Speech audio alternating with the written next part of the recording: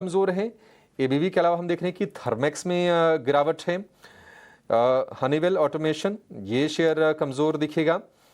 तो कुछ कुछ जो कैपिटल गुड्स वाली कंपनीज हैं वो कमजोर हैं। एलएनटी मजबूत है।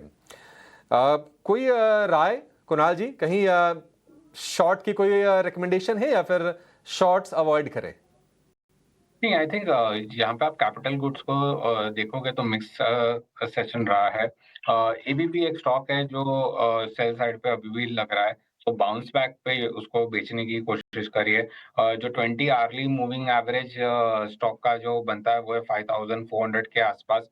सो आई थिंक कोई पुल बैक आपको मिलता है towards the mark of 5200, I think वो एक अच्छी अपॉर्चुनिटी रहेगी वापस सेल करने के लिए।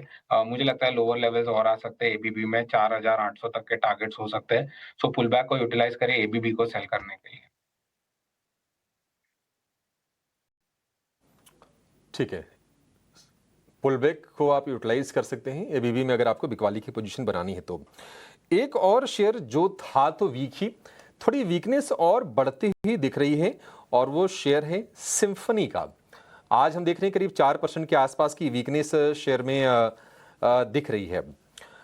सिम्फनी क्या और गिरेगा या फिर अपने सपोर्ट्स के आसपास है कुणाल जी? सिम्फनी और गिरेगा क्योंकि जो स्विंग लो है वो उसने ब्रेक कर दिया है। मुझे लगता है और डाउनसाइड के लेवल्स ओपन हो जाते हैं। नेक्स्ट सपोर्ट जो है स्टॉक को डाउनसाइड पे वो है 950 960 के जोन के आसपास। तो आई थिंक वहां तक गिरने की और भी जगह है। सो कोई भी बाउंस मिलता है इंट्राडे उसको सेल की तरह एक अपॉर्चुनिटी यूज करें। ठीक है, बाउंस अगर मिलता है तो इससे भी आप एग्जिट करने की कोशिश कीजिए सिम्फनी से। और वैसे भी हम देख रहे हैं कि इसका जो नतीजा जो आया था ना वो बाजार को पसंद नहीं आया। क्योंकि प्रॉफिट्स की बात करें तो जून तिमाही में करीब करीब प्रॉफिट गिर के आधा हो गया। अब 8 रुपए के उन्होंने डिविडेंड का ऐलान किया तो है, लेकिन उससे निवेशक बहुत ज़्यादा कोई उत्साहित नजर नहीं आ रहे हैं। और लगातार हम देख रहे हैं कि तीसरे सत्र में शेयर ये बिकवाली, चौथे सत्र में शेयर ये बिकवाली का शिकार हो रहा है। कुछ और शेयरों पर आगे व्यू लेंगे, लेकिन पहले ये जान लेते हैं कि ऑप्शंस में अगर आपको कुछ कमाई के मौके जानने हैं तो कहां पर आपको दांव लगाने चाहिए। लेकर आएंगे ऑप्शंस के चैंपियन को।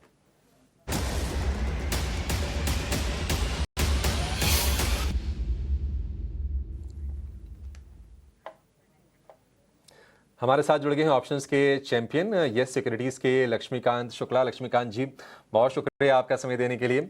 बताइए कौन सा शेयर आज आपने सेलेक्ट किया है और क्यों किया है, और ऑप्शन की स्ट्रेटजी क्या होगी? Good afternoon Abhishek ji. आज के ऑप्शन चैंपियन में हमने सीडीएसएल रिकमेंड करेंगे, क्योंकि आज करीबन 8 से 9 दिनों के डिक्लाइन के बाद इस स्टॉक में स्टेबिलिटी देखने को मिल रही है। और ये जो स्टेबिलिटी हमें दिखाई दे रही है वो 100 लेवल के आसपास दिखाई दे रही है, जहाँ से स्टॉक रिबाउंड होता हुआ नजर आ रहा है। और जो कैंडलस्टिक का फॉर्मेशन, रिवर्सल फॉर्मेशन डेली के चार्ट पर, मुझे लगता है कि एक short term pull back move expect किया जा सकता है सीडीएसएल में। तो यहाँ पर हमें 1540 का कॉल 1540 का कॉल का स्ट्राइक प्राइस बाय करके चलना है अराउंड 48 के आसपास। और इसमें जो एक्सपेक्टेड टारगेट है वो है हमारे 75 के।